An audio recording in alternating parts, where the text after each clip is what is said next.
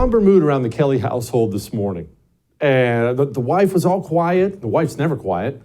And I asked her what's wrong, and she just can't get this Trump stuff out of her head. Not just about Trump, about what it means for the country. And you know what the saddest part about that is? I didn't have any way to talk her down. What am I supposed to say? It's terrible. Where we are as a nation is terrible. I'm not surprised. Anyone watches this show is not surprised. I told you they were going to keep coming until they got him. It's awful, though. Let's ask his son about it. Big fans. Donald Trump Jr. joins us now, host of Triggered on Rumble. What a great score that was for Rumble. Don, it's your dad's, not my dad, but I'll tell you what, I guarantee you I'm not the only household out there where they're down and out, not just on behalf of your dad, for what it means for the country, man. It's a bad place to be. It really is, Jesse. I mean, again, I think perhaps I've gotten used to this garbage over the last 6 years, just day in and day out, it never ends. But perhaps the worst part about, and maybe it's also the good, right? You got to look at the good and the bad. Perhaps the worst part about what's going on right now is that we're all realizing that we're much further down the rabbit hole than we ever thought we were. Yeah. The other side has, their plans to take over, the communist sort of plan to take over is actually much further along than perhaps we ever imagined as Americans, as patriots. I know we talk about this all the time. They're never going to stop. And perhaps this is what we needed. Now, actually fully understanding just how far we have fallen. Perhaps the country, the things that we believe, our freedoms, they're actually probably past the brink. And that's why we have to work all the harder to pull them from that point. I think, I don't think I'm naive to this stuff anymore. I certainly would have been 6 years ago when all of it started. The FBI, these are good people. They're doing what's right for the country. Nope, wrong. The CIA said it, so there has to be some truth to it, right, Jesse? Nope, wrong. Our generals, they're just looking out for our best. No, they're not. None of these things are true. And each and every day, we see how much further it is. And now this is sort of, the crescendo, the culmination of all of that insanity. You see them going after their political rivals with a case that even the federal government, who actually has the jurisdiction over this stuff, even though it's past the statute of limitations, decided not to pursue. But a Soros-funded district attorney is doing his job, and George Soros is getting a great return on his investment. And the lackeys in the mainstream media are going after people like me saying, well, George Soros never directly met the guy. I didn't say he met him. He funded the super PAC to the tune of $1 million to elect this guy. And there, the leftist media is going into full force and effect, running cover for everything that's going on. And, guys like you and Jesse, guys like me, and I think we share a pretty common worldview as it relates to some of this stuff. We've been saying it out loud for a long time, but sometimes it takes this. It takes seeing it with your own eyes to actually be like, holy crap, those guys aren't insane. They're actually 100% right. We're not the conspiracy theorists. We're taking what we see every day and doing what rational people do and coming to a very reasonable conclusion. And I think the American people should be doing just that. And again, as awful as it is, for my family, it's just at this point, it's another Monday and tomorrow will be another Tuesday because I've been dealing with this for 6 years. When they tried me for treason, a crime punishable by death. And, we've covered this. I understand I'm not the upstanding human being that Hunter Biden is, but I think if I were Hunter, I'd be in jail right now. And if I was doing the things that he was doing, it would be a big story, not covered up by the intelligence community, not whitewashed by big tech and mainstream media. It would be called out for what it is, which is corruption at the highest levels of government. Maybe you're right. Maybe it is as dark as today and tomorrow are going to be, unprecedented dark. Maybe that is a good way to look at it. This is what the country needed. And you can shout it from the rooftops on your show, and you do all day long. I can shout it all day long. But sometimes people need to see something that truly, truly shocks them to actually wake up and realize where we are. So, okay, this is where we are. We have an incredibly corrupt system from the FBI on down. The breadth of that is part of what is so disheartening for so many people. And to be totally honest, Don, I'm not a defeatist. I think we'll be fine in the end. It's disheartening to me. I have moments, especially in the past 48, 72 hours, where I'm thinking, golly, I don't know how we're going to work our way out of this daggone thing.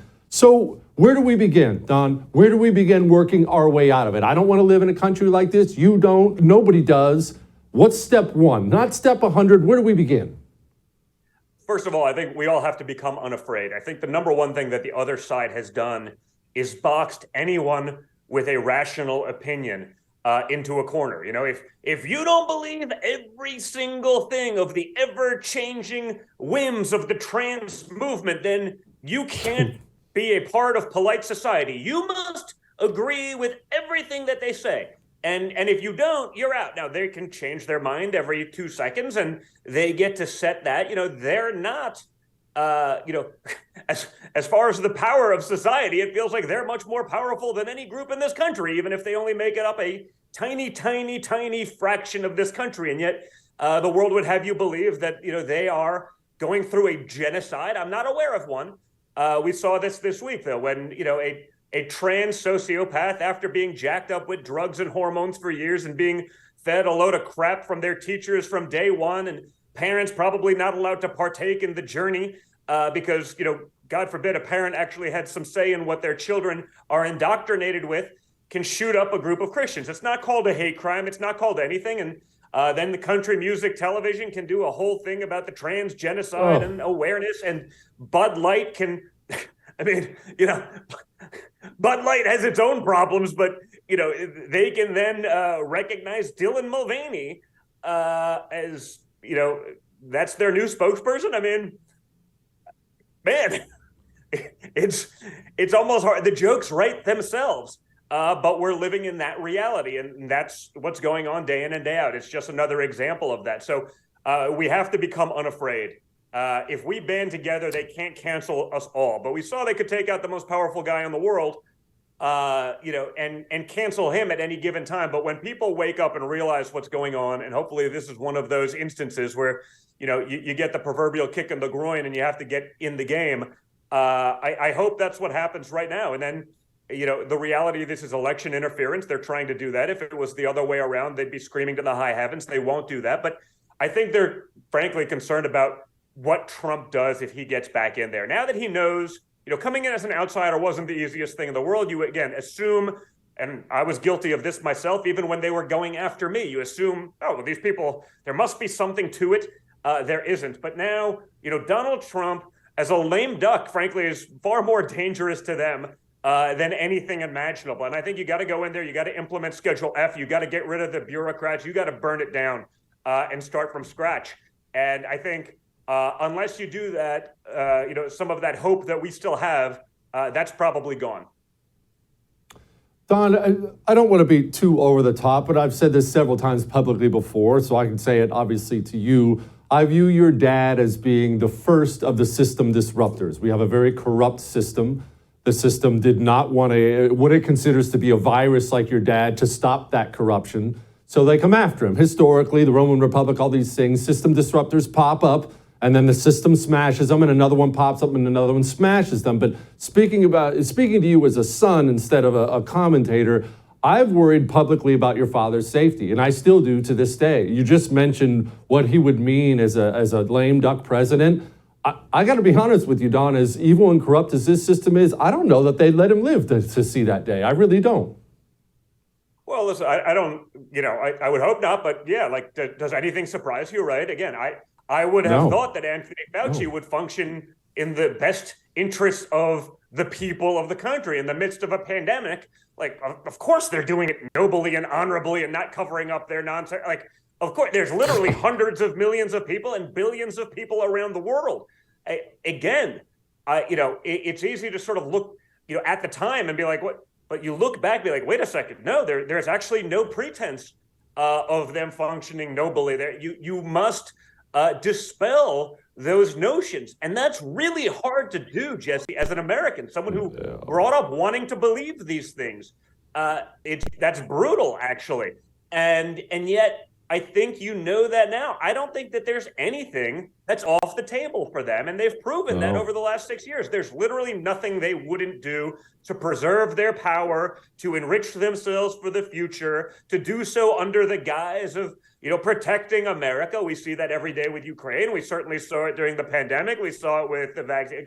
It never ends. But again, maybe, just like you need the great disruptor, maybe you need those terrible instances to actually get people to be like, oh my God, like it's broken. And that's a hard thing to come across. I want to believe that we are the country we've been led to believe, we are our whole lives. But guess what, Jesse? We aren't, and we haven't been for a long time. What a wake-up call, man. It's so true. I remember applying to the FBI when I was a kid. Not fake, I was a kid, but it was years. It was all I ever wanted, and my goodness, you couldn't pay me enough to join that place. Now, Don Jr., best of luck to you and your family. Just on a personal note, best of luck to y'all. I appreciate it, man. Thank you.